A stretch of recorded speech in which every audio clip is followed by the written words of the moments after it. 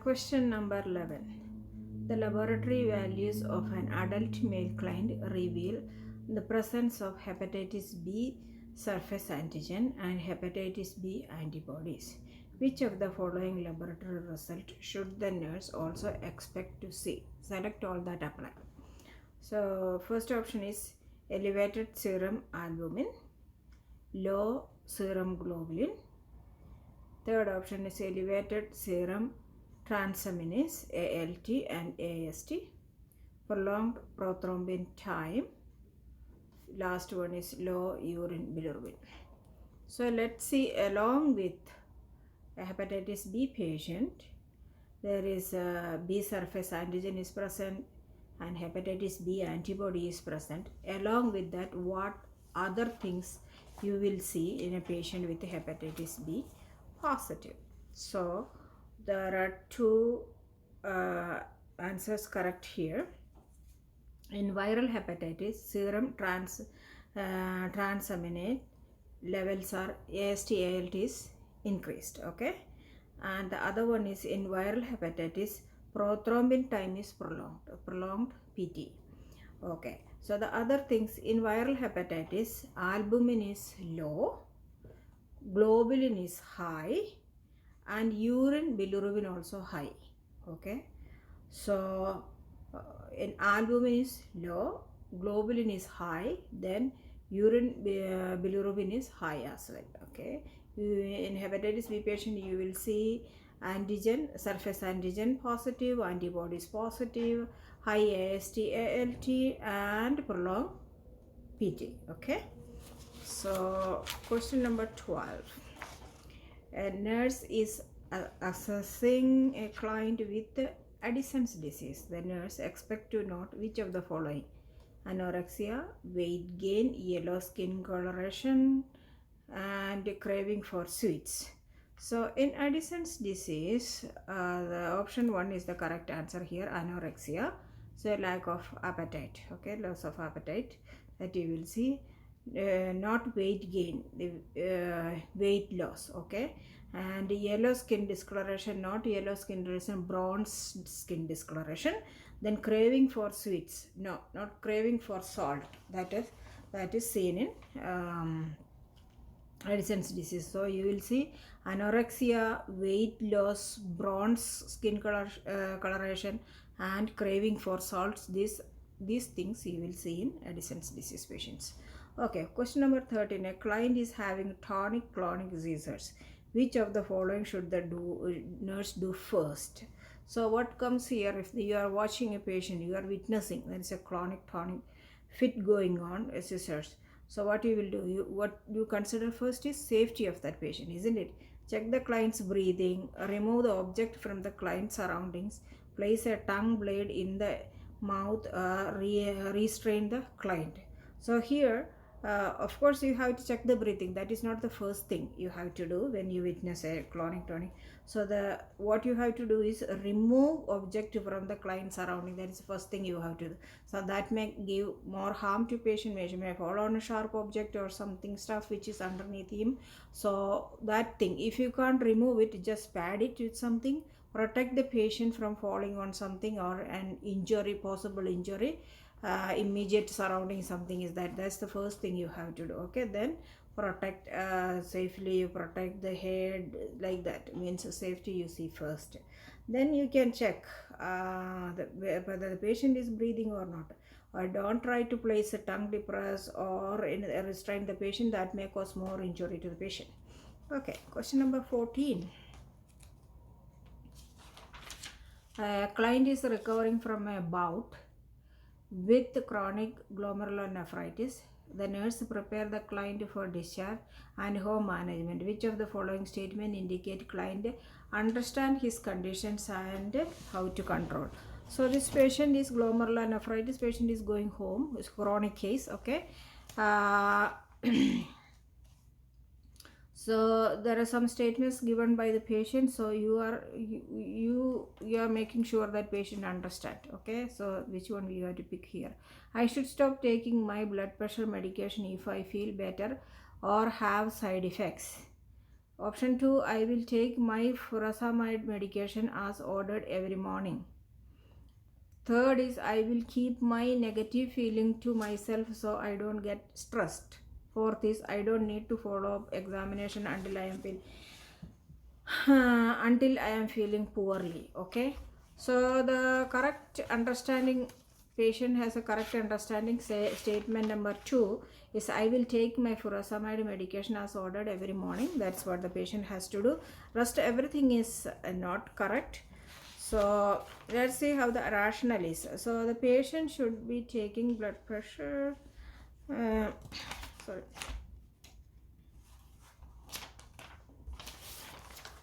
The patient should, the nurse should teach the client to take his prescribed antihypertensive medication as scheduled, even if he is feeling better. If he has to take his medication continuously, okay, even if he may feel better, but his blood pressure may not be controlled, so he needs the treatment to continue.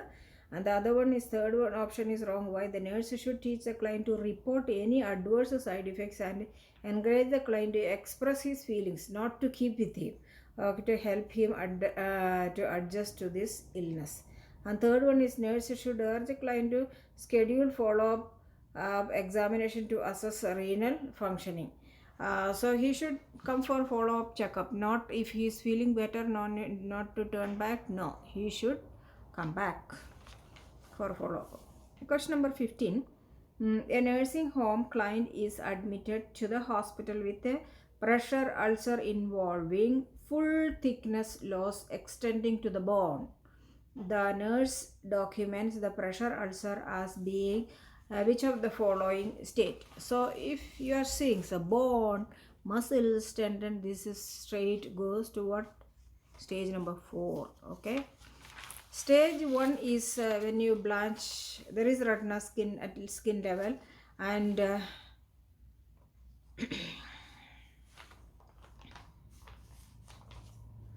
in stage number 1, the skin is intact and non-blanchable redness over the localized area.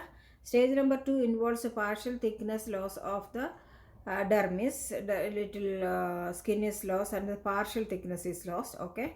And the third one is involve full thickness loss, but bone, tendon and muscle, they are all exposed. Okay, they are not exposed. So stage 4 involves full thickness loss with exposed bones, tendons and muscles. So when everything is get exposed, like your tendons, muscles and bone exposed, that is 4th stage. Other is full thickness loss but they are not exposed, that is 3rd. And a partial thickness loss of dermis, that is 2nd.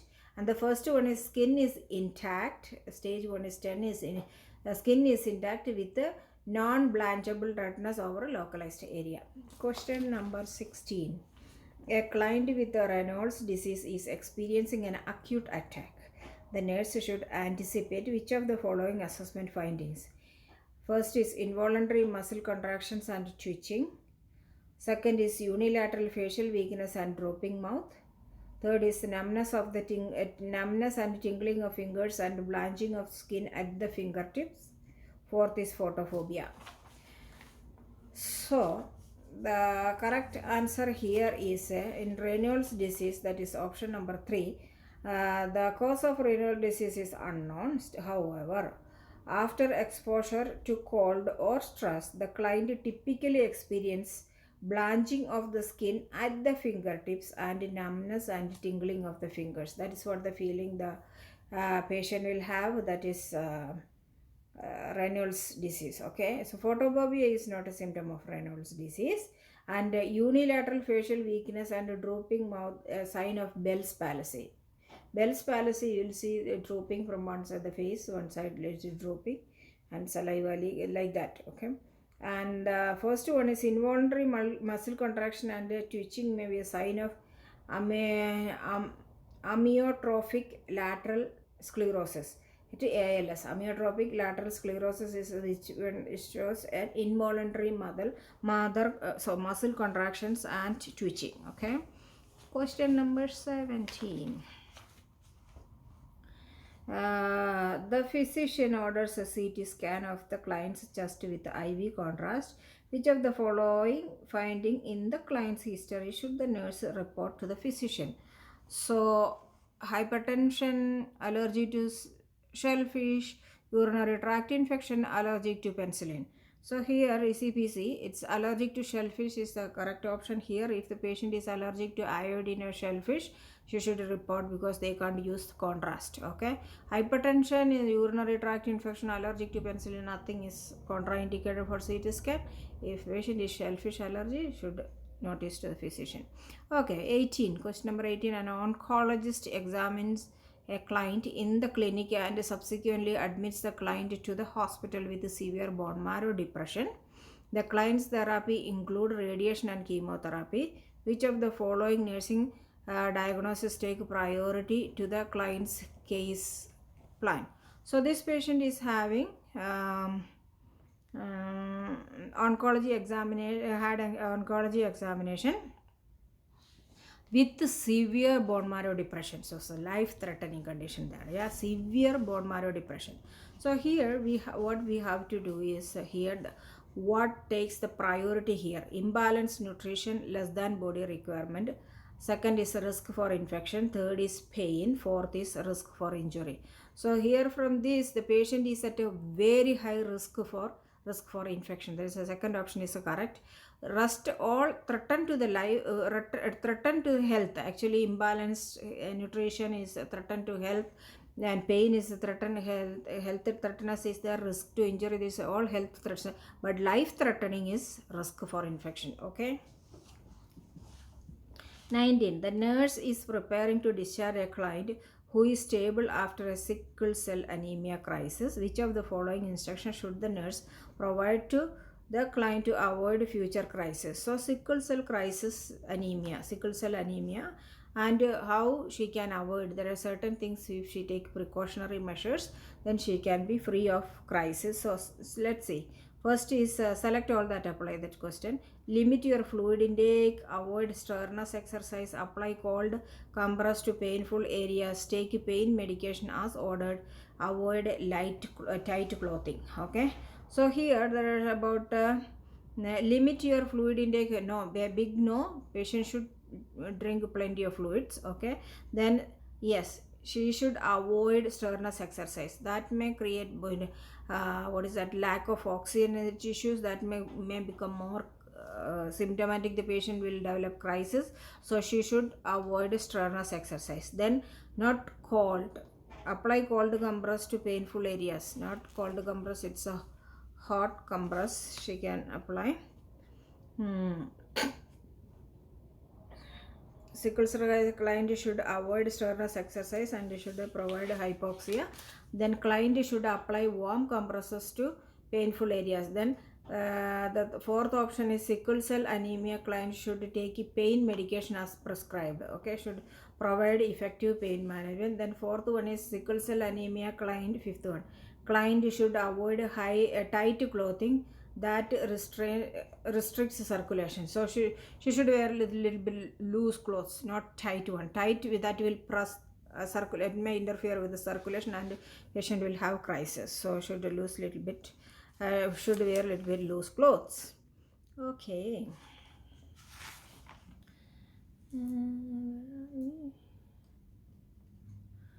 20. The clinic nurse is updating the medication being taken by an anxious middle-aged client and sees that the physician prescribed an anti-diuretic hormone. The nurse knows the medication has which of the following effect on the kidneys. So anti-diuretic hormone, not diuretic. Diuretic, that lots of urine is been passed. This is anti, it's against. Okay. So what effect ADH, what effect on kidneys, that is the question here. So increase water reabsorption and urine concentration, that's the first one. Second is decreases water reabsorption and dilutes the urine. Third is regulate sodium retention. Fourth is controls potassium secretion. First is correct. First option is correct. Antidiuretic hormone is produced by the pituitary gland and act in the distal tubules and collecting ducts to increase water reabsorption and urine concentration. That's what it does. It is in the distal renal tubules, so it increases the reabsorption of water and urine concentration. Okay, that's what it does. So ADH deficiency decreases water reabsorption. So if it is deficient, if ADH is deficient, what happens? That decreases water reabsorption, causing like diuresis is how it is the same thing, causing dilute urine. Okay, aldosterone produced by the adrenal gland regulates sodium retention. Aldosterone. Then aldosterone also controls potassium secretion. Potassium secretion and sodium retention is caused by and sodium regulation is done by aldosterone. Okay, so question number 21.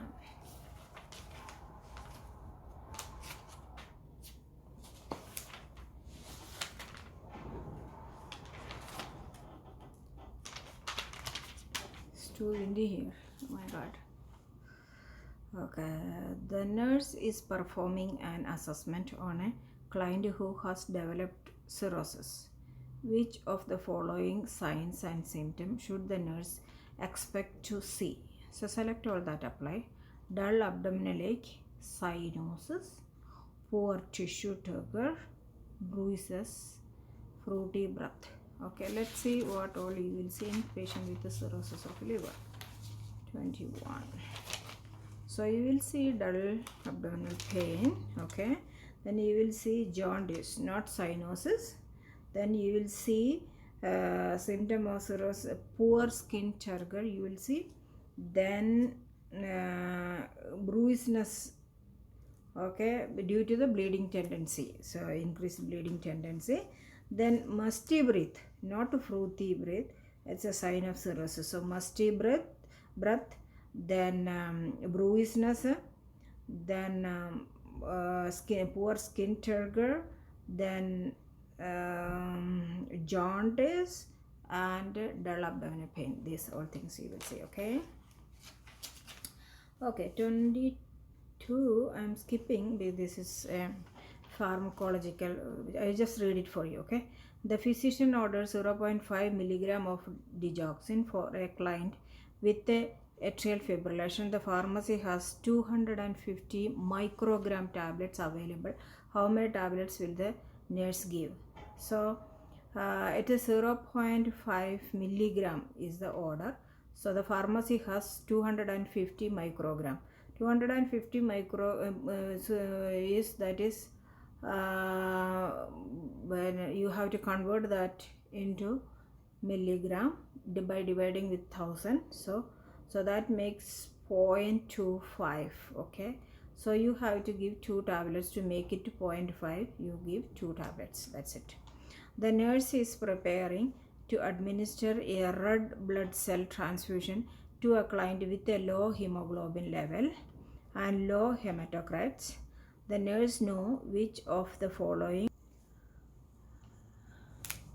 The nurse is preparing to administer a red blood cells transfusion to a client with a low hemoglobin level and low hematocrits. The nurse knows which of the following statement about the blood transfusion practice is true.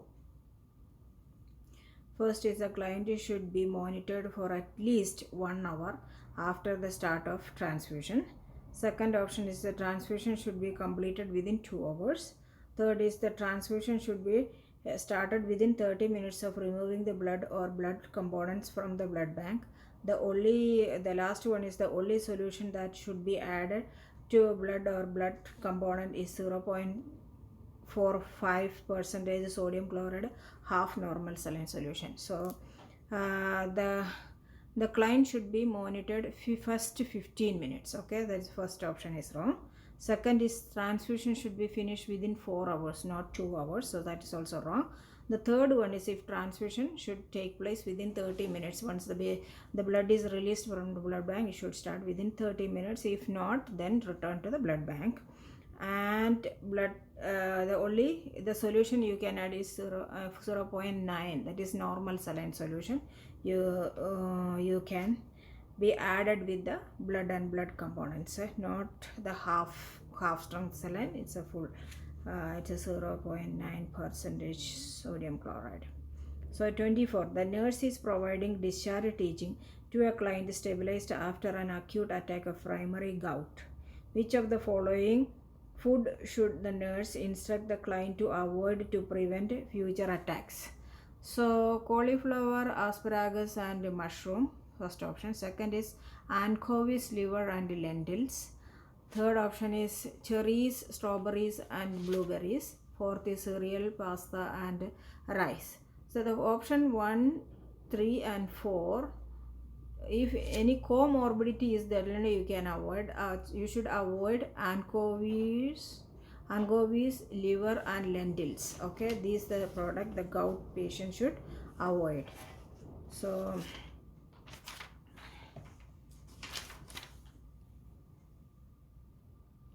because the client with the gout should avoid high purine food, they are high purine food, so he should avoid that one. So anchovy, liver, sardines and lentils. Okay,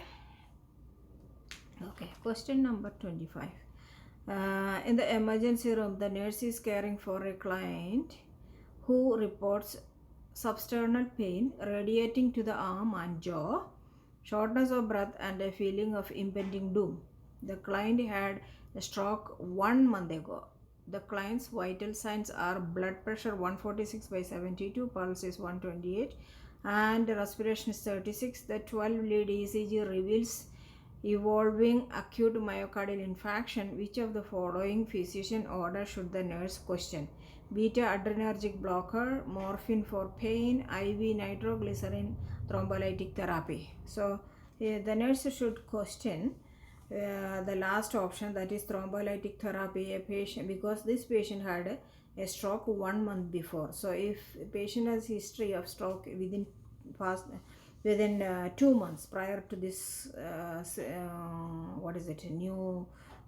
new situation, if something happened like MI and a stroke within 2 months, if it was happened, then we can't give thrombolytic therapy for this patient. Rest all is okay, appropriate, beta adrenergic blocker, morphine for pain, IV nitrogen, everything is okay, but only thrombolytic therapy is not advised. 26. An older adult female newly diagnosed with type 2 diabetes is ready for discharge. When providing discharge instructions, the nurse teaches the client that the key to preventing diabetic food complication is which of the following. So key point here is preventing diabetic food, okay, food complications. So taking the medication as ordered, following the recommended diet, then surgical intervention, regular evaluation of look and feel of her feet.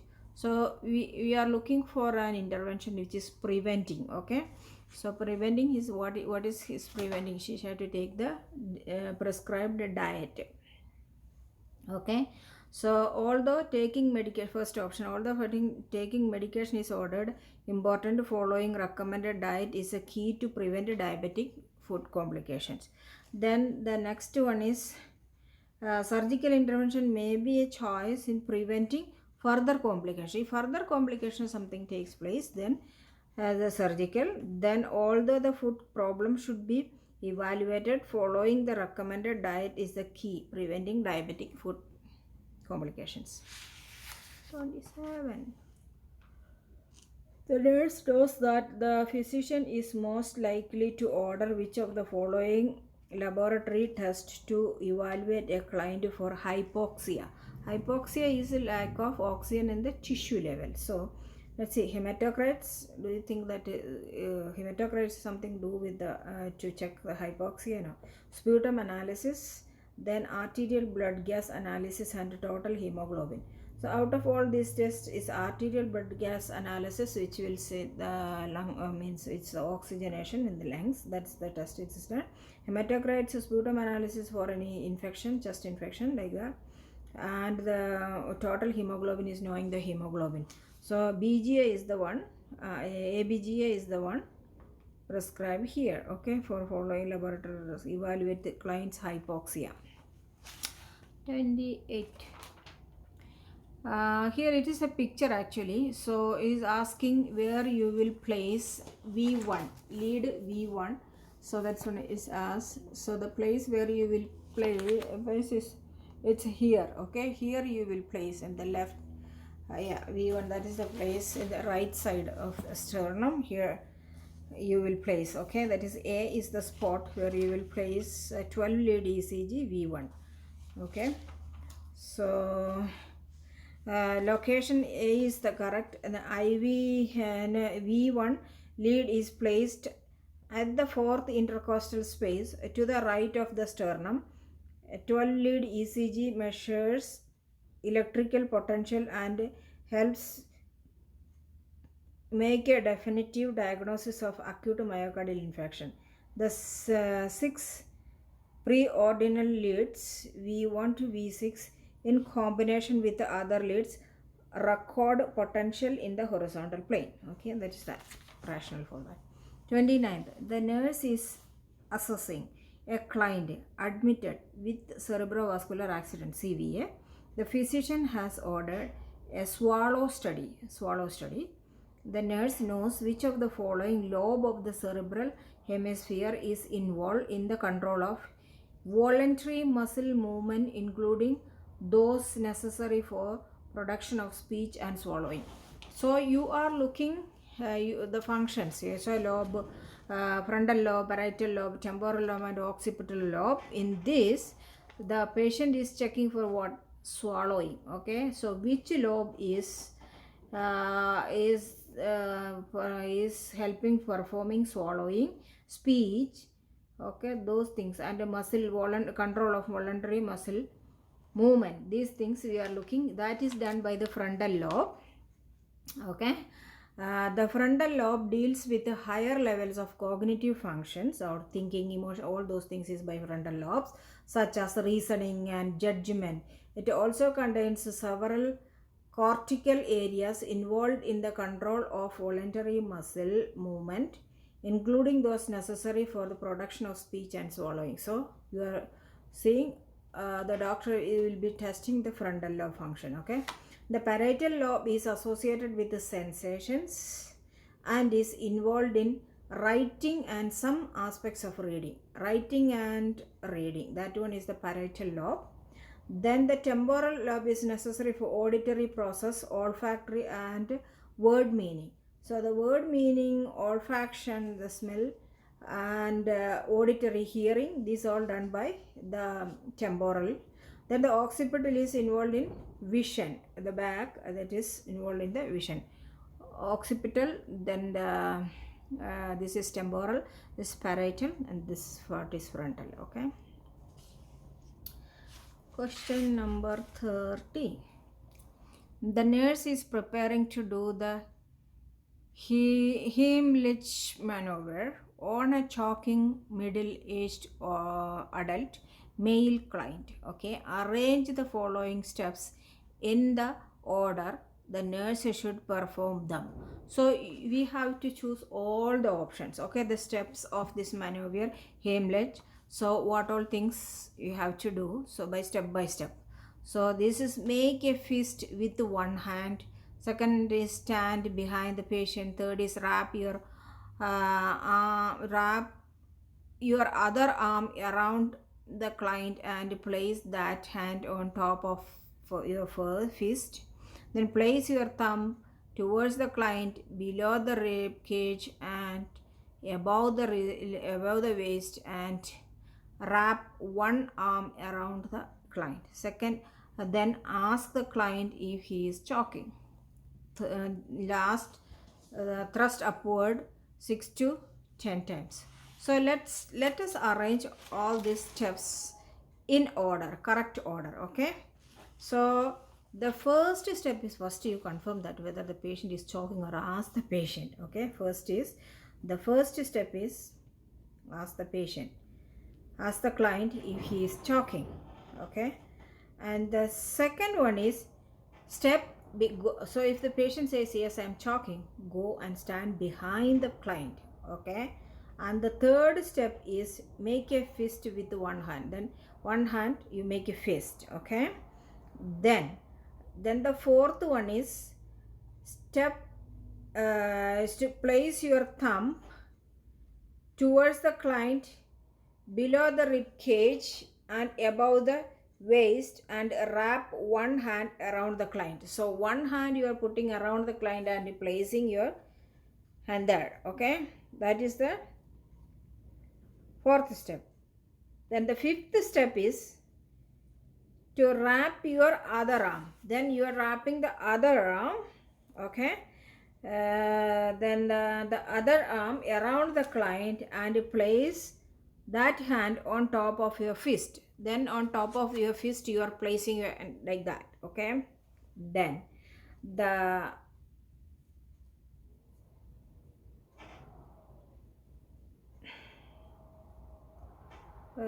third, then fourth, then fifth, then the last step is, then once you are placed, you are doing the last step is thrust upward 6 to 10 times. Okay, so let's see. The first one is you are asking the patient. The second is going behind the patient and standing. Third is you make a fist with one hand. Okay, then the fourth is you place the thumb towards the client, below the rib cage and above the waist and below the rib cage you are placing, and wrap one arm around the client. So at this point you are wrapping the patient with one arm. Okay, then the next step is, the fifth step is wrap your other arm around the client and place that hand on top of your fist. You already made a fist and it is there holding there. So you go with the other hand and place there. Then you do the upward thrust. Okay, thrust upward, then thrust upward 6 to 10 times. That is the step. Okay, I hope you are enjoying your studies. I'll see you with the other question and answers in next video. Keep studying. Enjoy. Have a great day. Thank you.